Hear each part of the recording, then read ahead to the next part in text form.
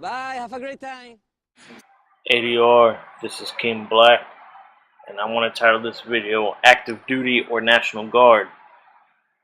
Now, which one do you want to go for all of you guys thinking, or women thinking about going into the military?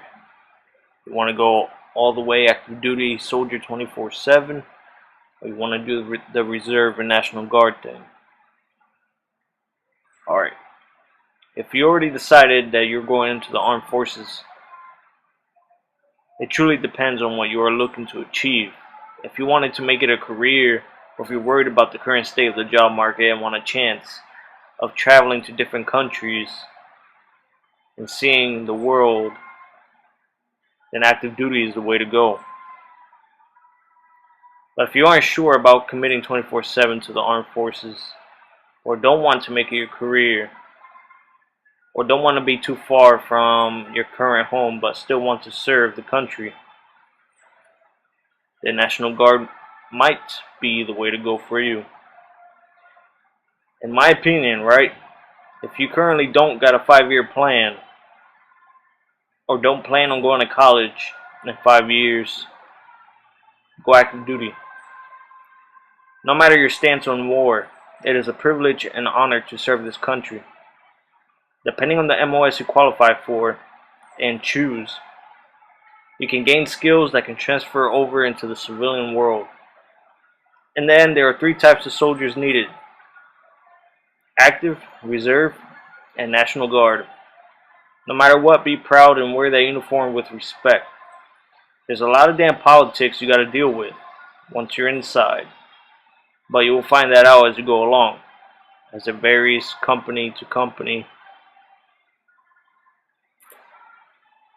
brigade to brigade, unit to unit.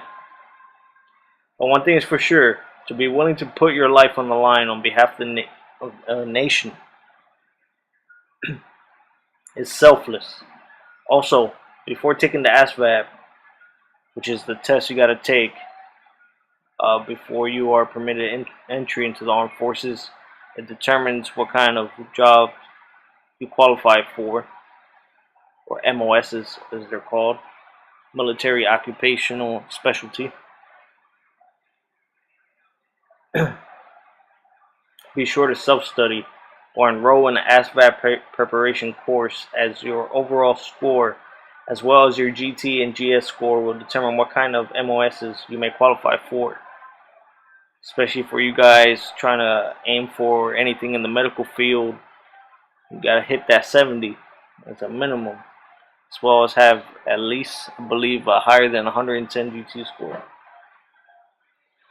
So if you want to be something other than infantry, I suggest going in prepared. And for the next part, I'm going to speak Spanish for a few seconds. Para ustedes que no hablan inglés, yo te aconsejo que tomes un curso para aprender inglés de 6 semanas. Aprende bastante porque ese examen está en inglés.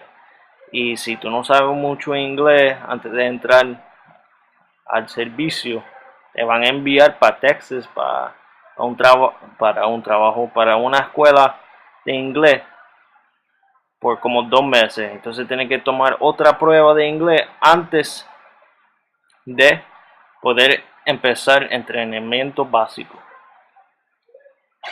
So now I'm going back to English. So anybody out there that doesn't currently speak English fluently, such as Spanish or whatever, you will also be,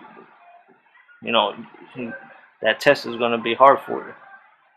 Now, that test isn't all in Spanish, and that test isn't this or that, but it's all in English. And if you don't know that much English, and they're going to send you over to Lackland to learn English for about 6 to 8 weeks before you even start basic training. So active duty, 24/7. It's a steady paycheck. You already know what you're going to get. The only thing that's a bitch is that you can get the call to go into work depending on what your MOS is at any time of the day. Might go to the field a few days a month, do that fun shit. and because of that rank structure, shit rolls downhill. So the lower rank you are, the more shit you gotta put up with. But don't let that deter you. Climb the ranks. Active duty is the best way to get promoted.